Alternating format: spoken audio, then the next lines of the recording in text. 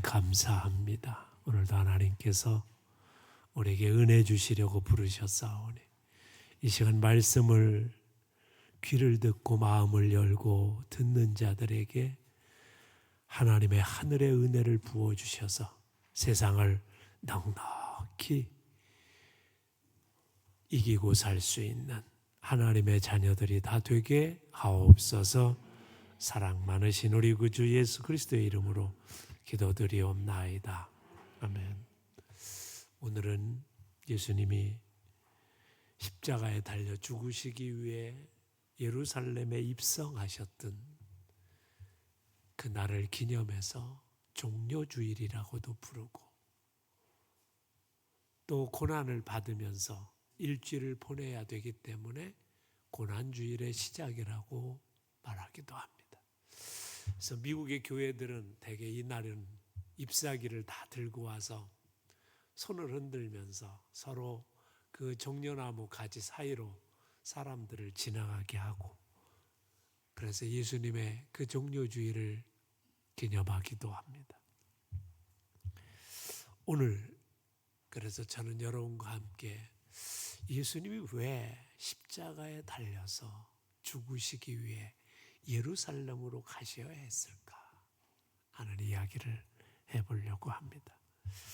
여러 해 전에 불란서 파리에서 일어났던 화재 사건이 있습니다. 파리 어느 뒷골목에 4층짜리 아파트들이 여러 채 있었는데 그곳에 불이 난 거예요. 한 아파트에. 그래서 1층에서 불이 나서 2층으로 타올라오기 시작합니다. 근데 4층에 한 남자와 어린 아들 셋이 살고 있었습니다. 백방으로 나가보려고 했지만 계단은 이미 불이 붙었고 엘리베이터는 이미 멈춰버렸어요. 그래서 어떻게 하면 좋을까 하다가 마침 앞에 아파트와 거리가 멀리 떨어지지 않아서 탁자를 가지고 이리저리 맞춰보면서 건너갈 방법을 택했습니다. 그렇게 하다 보니까 이제 한 1.5m 정도만 뛰어넘으면 맞은편 아파트에 도달할 수 있도록 준비를 했습니다. 더 이상의 방법은 없어. 이젠 아이들과 함께 그곳으로 건너가기로 했는데 아이들이 겁에 질려서 못 건너가는 거예요. 4층 높이니까 무섭잖아요. 사람이 가장 공포스러운 게 10m 높이라고.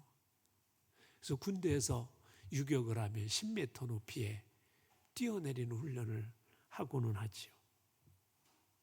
그러자 아빠는 할 수 없이 자기가 손을 뻗어서 상대방의 그 아파트의 베란다를 잡고 아이들을 자기 위로 걸어가게 합니다. 그제서야 아이들이 엉금엉금 기면서 아빠를 타고 넘어갑니다. 세 아이가 간신히 넘어갔을 때 이미 아빠는 팔의 힘을 잃어버려서 그만 아이가 다 건너가자마자 팔을 놓치고 4층 아래로 떨어져서 죽습니다. 아이의 아버지는 세 아이를 살리고 결국 죽은 거예요. 세 아이를 살리기 위해 자기의 있는 힘을 다하여 버티다가 그만 떨어져 죽은 거지. 오늘 예수님의 십자가가 바로 그런 겁니다. 우리를 살리시기 위해서 자신의 몸을 들여서 희생하신 거죠. 오늘 이사야 선지자는 예수님이 이 땅에 오시기 700년 전에 예수님이 왜 십자가에 달려 죽으셔야 하는가 하는 이야기를 우리들에게 전해주고 싶은 거예요. 첫째는 4절에 이런 말씀이 나옵니다. 그는 실로 우리의 질고를 지고 우리의 슬픔을 당하였거늘 우리는 생각하기를 그는 징벌을 받아 하나님께 맞으며 고난을 당한다 하였노라. 물론 역사적인 그저 사건으로 보면 예수님은 유대인들의 시기를 받아서 대제사장과 함께 재판을 하고 예수님을 당시의 총독인 빌라도에게 넘깁니다. 그리고는 이렇게 얘기해요. 저가 자칭 유대 왕이라고 한다. 반란을 일으켰다. 그러면서 빌라도에게 고소를 합니다. 빌라도는 아무리 생각해봐도 그는 반란을 일으킨 적이 없어요. 그래서 그를 십자가에 달려 죽게 만들면서도 여론 때문에 그에게 이렇게 칭합니다. 그 머리 위에 이는 유대인의 왕이라 쓰게 합니다. 그래서 사람들이 예수님께서 왜 죽었는지를 모른다는 거예요. 예수님이 어떤 죄를 저질렀기에 저렇게 십자가에 죽나, 그걸 모르고 예수님을 비난하고 공격하고. 그래서 오늘 성경은 뭐예요? 그 징벌을 받아 하나님께 맞으며 고난을 당한다였노라. 그런데 오늘 이사야 선지자는 예수님이 왜 십자가에 죽으셨는가? 사람들은 모르지만 성경은 이미 700년 전에 예수님이 오시기 전에 그 이유를 5절에 이렇게 설명하고 있는 겁니다. 그가 찔림은 우리의 허물 때문이요 그가 상함은 우리의 죄악 때문이라. 그가 징계를 받음으로 우리는 평화를 누리고 그가 채찍에 맞음으로 우리는 나음을 얻었도다. 그가 당한 고난의 아픔의 종류를 4가지로 설명합니다. 하나는 뭐냐? 찔렸다는 것. 사실 제가 지난주에 이 손톱 아래 바로 부분에 가시가 찔렸어요. 얼마나 아픈지. 그래가지고 뭔가 뜨끔뜨끔해. 그래서 보니까 가시가 찔렸어요. 그래서 할 수 없이 바늘을 갖다 아픔을 도려내면서 파서 반창고를 한 사흘 붙이고 다녔던 적이 있습니다. 이게 조그만 것만 찔려도 아픈데 창으로 찔리고 못으로 찔린 예수님, 그의 고통은 말할 수 없는 거죠. 또한 그는 상했습니다. 마디마디가 끊기고 못으로 밖에 늘어져 인대가 끊기고 모든 뼈가 부스러지는 아픔을 당했습니다. 그 찔림의 고통, 그 상함의 고통, 그 징계의 고통, 그 채찍의 고통, 이게 이유가 뭐냐? 오늘 이사야 선지자는 우리 때문이다. 그래서 반복해서 9번이나 그가 찔림은 우리의 허물 때문이요 그가 상함은 우리의 죄악 때문이요 그가 징계를 받음으로 우리는 평화를 누리고 그가 채찍에 맞음으로 우리는 나음을 얻었노라. 우리 때문이라는 거예요. 나 때문이라는 거예요. 그래서 세례 요한은 이 예수님이 이 땅에 오셨을 때 예수님이 이 무거운 짐, 우리의 모든 죄의 문제와 아픔의 문제와 고통의 문제와 삶의 문제를 짊어지고 가는 걸 보고 이렇게 외칩니다. 보라, 세상 죄를 지고 가는 하나님의 어린 양이로다. 세상 죄를 지고 가는 모든 세상의 아픔과 고난과 인생의 모든 문제들을 대신 짊어지고 가는 예수님이시다. 그렇게 말합니다. 그러면 우리의 도대체 구체적으로 무엇 때문에 십자가를 짊어지셨다는 거예요. 그래서 우리의 문제를 어떻게 해결하시려고 하셨다는 거예요. 4절은 우리에게 이런 말씀을 줍니다. 그는 실로 우리의 질고를 지고 우리의 슬픔을 당하였거늘. 질고라는 것, 질병을 얘기합니다. 우리가 몸이 아프면 인생이 귀찮아지고 슬퍼집니다. 혹시 여러분 중에 죽음의 그런 질병인 암에 걸렸던 분이 몇 분이나 있는지 몰라요. 근데 처음에 그 소식을 들으면 참 막막합니다. 슬픔이 생기고 고통이 생기고. 그런데 오늘 성경은 이렇게 얘기합니다. 바로 그런 자들을 위해서 내가 십자가에 죽었다는 거예요. 성경에 보면 예수님이 질병 걸렸다는 얘기가 없어요. 그러기에 그 말씀의 예언은 이사야서 29장 18절 이하에서 이사야 선지자가 이미 설명해 준 바가 있습니다. 그날에는 못 듣는 사람이 말을 들을 것이며 어둡고 캄캄한 데서 맹인의 눈이 볼 것이며 겸손한 자에게 여로 말미암아 기쁨이 더하겠고 가난한 자가 이스라엘의 거룩하신 이로 말미암아 즐거워하리라. 인생의 슬픔의 문제들, 인생의 질병의 문제들을 하나님이 치유해 주시기 위해서 십자가에 죽으셨다. 그래서 듣지 못하는 자가 듣게 될 것이고 눈이 먼 자가 눈이 뜨게 되는 역사를 경험하게 될 거라는 거죠. 누가복음에서 보면 예수님이 이 땅에 오신 다음에 그 어떤 일이 일어났는가를 누가복음 7장 22절에 이렇게 설명합니다. 예수께서 대답하여 이르시되 너희가 가서 보고 들은 것을 말하라. 그러면서 맹인이 보며 못 걷는 사람이 걸으며 나병 환자가 깨끗함을 받으며 기먹은 사람들이 들으며 죽은 자가 살아나며 가난한 자의 복음이 전파된다 하라. 그래서 예수님이 이 땅에 오셔서 수많이 밀려드는 인생의 슬픔을 가진 병든 자와 아픈 자들과 고통당하는 자들의 질병을 치유해 주셨습니다. 복음서에 보면 무려 26차례나 개인들의 질병을 치유해 주시는 장면을 낳게 됩니다. 38년 된 환자, 혈루증 환자, 안진뱅이, 소경, 오늘의 병명으로 말하면 류마티스 환자, 신장염 환자, 관절염 환자, 간질병 환자, 신체 장애 여러 가지 병들을 가진 사람들이 치유받아.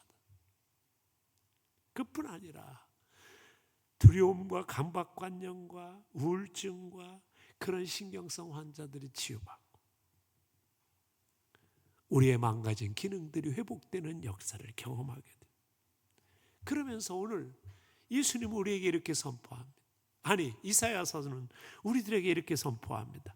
예수님이 왜 십자가에 달리신지 아니? 너희의 질병의 문제를 치료하시기 위해서, 해결하시기 위해서 그는 십자가에 달렸다는 거예요. 그래서 여러분, 오늘 내 육신의 질병과 내 아픔과 내 삶의 고통 때문에 힘들어하는 자들이 슬픔에서 기쁨을 가지기 위해서 우리 주님은 십자가에 달리셨다는 거예요. 여러분, 아프면 인생이 망가지는 것 같아요. 그를 위해서 주님이 십자가를 지셨다. 그러면서 예수님이 이렇게 우리에게 말씀하십니다. 요한복음 16장에 보면 지금까지는 너희가 내 이름으로 아무것도 구하지 아니했으나 구하라.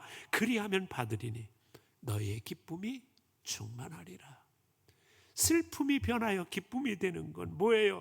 우리의 질병의 고통에 있는 것, 육체의 고통 때문에 근심거리가 되고 걱정이 되는 것, 마음의 고통 때문에 답답한 것, 하나님 앞에 아뢰고 간구하면 슬픔이 기쁨이 되게 하시는 그 놀라운 능력을 우리에게 베푸시기 위해 예수님은 우리의 고통의 문제를 짊어지고 십자가에 달리셨다는. 그래서 주님이 십자가를 지셨다는 것은 뭐예요? 우리의 질병의 문제, 인생의 문제, 마음의 문제를 해결해 주시기 위해서 주님이 십자가를 지셨기에 우리가 어떻게 해야 돼요?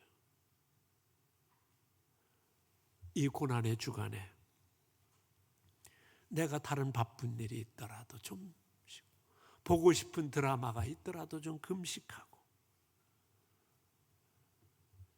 십자가를 묵상하면서 기도회에 좀 나와서 육신적인 고통과 아픔과 슬픔을 위해서 하나님 앞에 기도함으로 십자가에 달리신 주님 그 은혜로 말미암아 치유함을 경험하는 한 주간이 되시길 주님의 이름으로 축복합니다. 야고보 5장 15절에는 이런 말씀을 하셨어요. 믿음의 기도는 병든 자를 구원하리니 주께서 그를 일으키시리라. 혹시 죄를 범하였을지라도 사하심을 얻으리라. 여러분, 믿음의 기도는 병든 자를 구원하는 역사가 있음을 믿습니다. 또 5절에 보면 이렇게 말합니다. 그가 찔림은 우리의 허물 때문이요 그가 상함은 우리의 죄악 때문이라. 이 죄의 문제는 우리 인생의 문제를 해결하는 가장 궁극적인 것입니다. 왜요? 죄로 말미암아 우리 안에 들어온 게 있어요. 뭐예요? 죽음입니다. 인간은 살면서 죽음의 문제를 극복할 수가 없어요. 아무리 자기가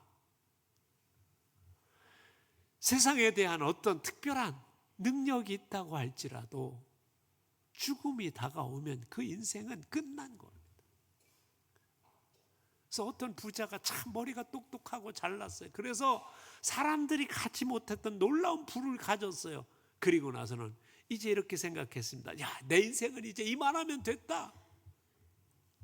그러면서 창고를 짓고 자기의 노후를 준비하고 자기의 미래 먹고 살 일을 다 준비했다고 그런 순간에 주님이 이렇게 말씀하십니다.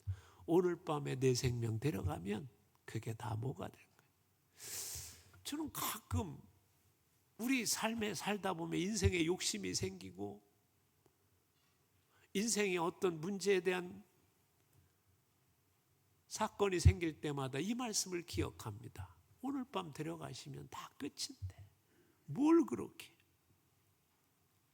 그래서 이 죽음의 문제를 극복하지 못하면 인간은 별 수 없는 인간이 되는 거지. 근데 오늘 성경은 뭐예요?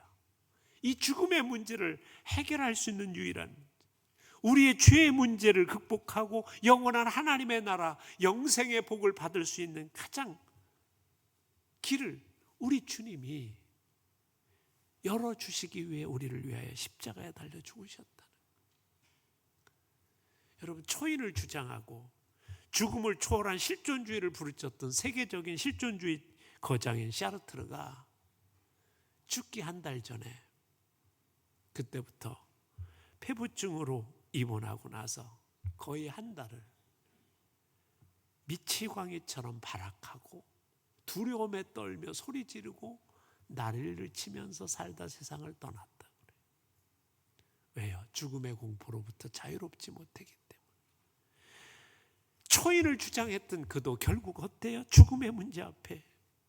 그래서 우리는 이 죽음의 문제를 해결하고 영원한 하나님의 나라에 삶을 가질 수 있는, 소유할 수 있는 이 주님의 십자가를 이번 한 주간 묵상하면서 정말 주님이 나의 죄 문제를 해결함으로 말미암아 참 기쁨과 소망을 가지고 살 수 있는 그런 하나님의 자녀가 되는 이 죽음을 이긴 부활의 신앙에 대한 확신을 갖는 한 주간이 되시길 주님의 이름으로 축복합니다. 예수님께서 우리 죄를 위하여 십자가에 죽으셨다는 거예요. 그러면서 이렇게 말씀하십니다. 오라, 우리가 서로 변론하자. 너희 죄가 주홍 같을지라도 눈과 같이 이어질 것이요 진홍같이 붉을지라도 양털같이 되리라. 우리 주님이 용서하시면 어떤 것도 용서함 받을 수 있다는 거예요. 그러나 여러분, 내가 세상에 살면서 내가 온전하지 못해서 늘 죄 짓는 것 같고 잘못된 삶을 갖는 것 같은 그런 안타까움이 있을 거예요. 그래서 사탄은 우리를 계속 정죄합니다. 야, 네가 무슨 그렇게 올바르다고 난리야. 그래서 마틴 루터의 일화 중에 이런 얘기가 있어요. 마틴 루터가 어느 날 서재에 앉아서 말씀을 보는데 갑자기 사탄이 그에게 찾아와서 이렇게 고소합니다. 야, 너같이 죄 많은 인간이 뭔 정의를 찾고 무슨 의의를 찾고 그래? 에? 네가 무슨 종교개혁을 한다고? 그러면서 사탄이 마틴 루터가 지었던 죄에 대해서 조목조목 생각나게 해요. 점점 의기소침해지던 마틴 루터는 갑자기 하나님의 말씀이 생각났어요. 만일 우리가 우리 죄를 자백하면 저는 미쁘시고 의로우사 우리의 죄를 사하시며 모든 불의에서 우리를 깨끗게 하실 것이요. 그는 쓰던 그 빨간 잉크를 사탄을 향해 집어던지면서 그래, 나 그런 사람이야. 그렇지만 예수님께서 나를 위하여 십자가에 달려 죽으셨어. 그래서 나는 하나님의 자녀가 됐단 말이에요. 그렇게 외쳤다는 유명한 일화가 있어요. 그래요, 여러분. 우리 믿는 자는 이런 영적 자존감을 가지고 살아가는 자. 이번 고난주간에 저는 여러분이 이런 영적 자존감을 가지며 살아갈 수 있길 바랍니다. 우리가 이 정죄하는 일에 매여 사탄의 끔에 빠지면 우리는 그저 평생 남을 비난하고 불평하고 남을 조소하고 자기를 정죄하며 살아가는 자가 되는 거예요. 이런 얘기가 있습니다. 남을 정죄하고 지적하는 걸 사명으로 알고 살아가는 한 집사님이 있었어요. 교회 가면 목사님의 단점을 발견해서 그거를 착 지적하고, 교회 개혁을 주장하면서 장로님의 약점과 권사님들의 문제를 지적하며 살아가는 게 평생 자기의 사명으로 하는 분이 있었어요.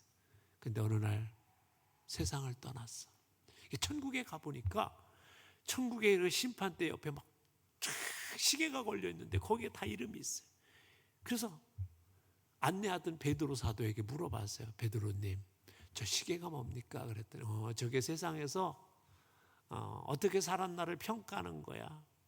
십자가 그 시계가 천천히 돌아가면 의롭게 많이 사는 거고, 빨리 돌아가면 죄를 많이 진 거고, 잘못한 게 많은 거야. 그래서 이렇게 봤더니 권사님 시계가 있어. 늘 자기가 그렇게 비난했던 권사님 보니까 시계가 제법 빨리 돌아가고 있는 거야. 그럼 그렇지. 조금 지나갔더니 장로님께 있어. 자기가 늘 비난했던 이 장로가 뭐 졌대 그랬더니 보니까 시계가 더 빨리 돌아가고 있어. 그럼 그렇지. 자기가 비난했던 목사님 보니까 거기도 시계가 빨리 돌아가고 있어. 그러니까 그럼 그렇지, 내가 다 옳게 생각한 거 그러든. 근데 자기 시계가 없어. 그래서 베드로님한테 물어봤대요. 아니 베드로님, 저는 올바르게 살았기 때문에 시계가 없나 봐요. 그랬더니 아니다, 네 시계는 너무 빨리 돌아서 모세 할아버지께서 선풍기로 쓰고 있다 그러셨다는 거예요.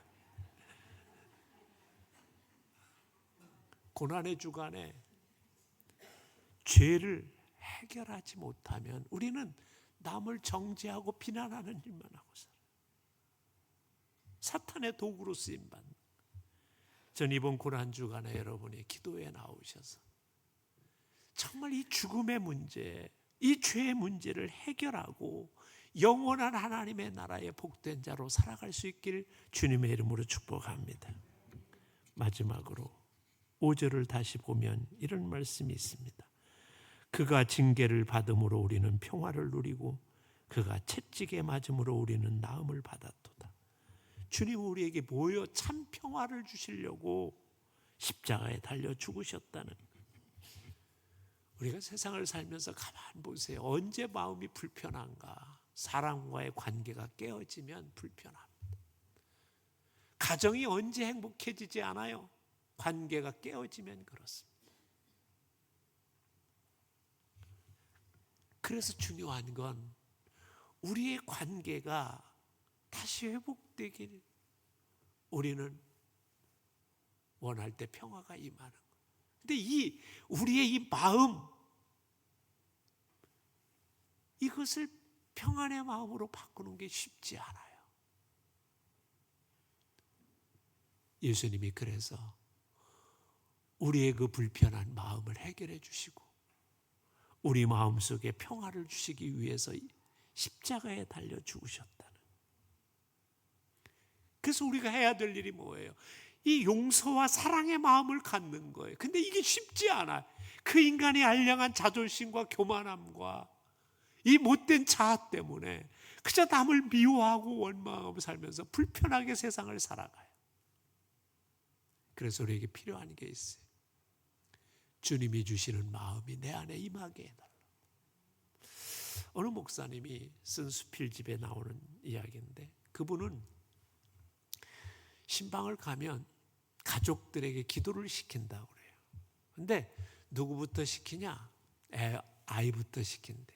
그래서 어느 날 신방을 갔다가 아이를 시켰는데 초등학교 4학년짜리에게 기도를 시켰어요. 그랬더니 이 초등학교 4학년이 기도하기를 주저합니다.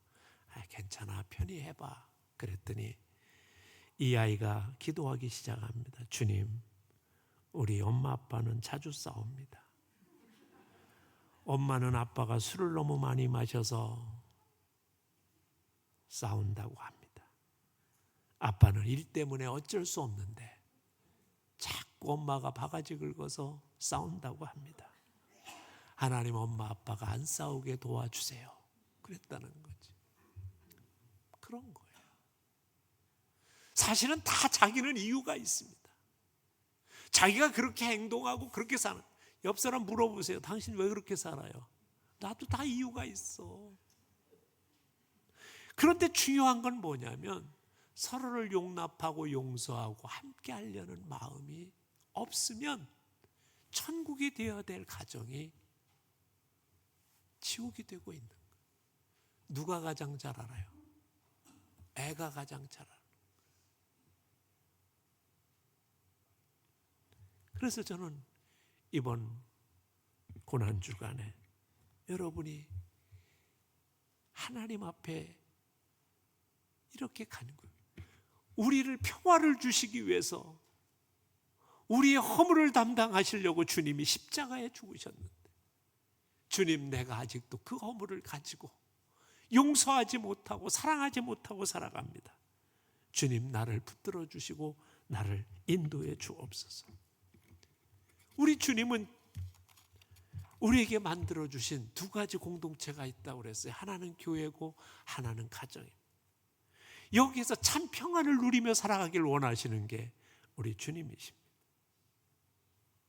그렇다면 우리가 어떻게 해야 돼요? 원수를 사랑하라 하신, 내 이웃을 내 몸과 같이 사랑하신 그 말씀대로 살아요. 근데 그게 힘들어요. 그게 정말 어려워요. 근데 여러분, 원수를 사랑하라 하니까 어떤 분이 이런 얘기해요. 왜 원수가만 좋게 사랑하라고 그러냐고. 그게 아니에요. 원수를 미워하면 누구만 고통받아요? 나만 고통받아. 상대방 뻔뻔한 사람은 절대 고통이 없어. 미워하고 원망하는 자기만 아픈 거예요. 그 주님이 그래서 얘야 원수를 사랑. 문제는 그런데 원수를 사랑할 마음이 내게 없는 거예요. 그런 능력이 내게 없는. 그래서 간구하라는. 이런 우스운 얘기가 있더라고요. 개와 인간이 달리기를 한다면 어떻게 되는가? 개와 달려서 이기면 어떻게 되는 거예요? 개보다 좀 나은 놈이 되는 거예요. 개와 달려서 지면 어떻게 되는 거예요? 개만도 못한 놈이 되는 거예요. 개와 달려가지고 비겼어. 그럼 뭐예요? 개 같은 놈이 되는 거예요. 그 안에 살면 똑같다는 거예요, 인간이.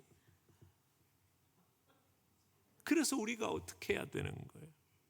우리는 그렇게 살지 말아야 돼요. 주님이 십자가를 왜 지셨나? 우리에게 평화를 주시려고 하셨다는 걸 의지한다면, 주님, 내가 저 사람이 미운데 그게 아니라 주님이 사랑할 수 있는 마음을 좀 내게 주옵소서. 주님, 우리 시어머니 진짜 미워. 용서가 안 돼. 그렇지만 내게 사랑할 수 있는 마음을 주옵소서. 그렇게 기도하라는 거예요. 왜? 주님이 이미 대신 죽으셨기 때문에 될 수 있다는 거예요. 주님이 그 마음을 주신다는 거죠.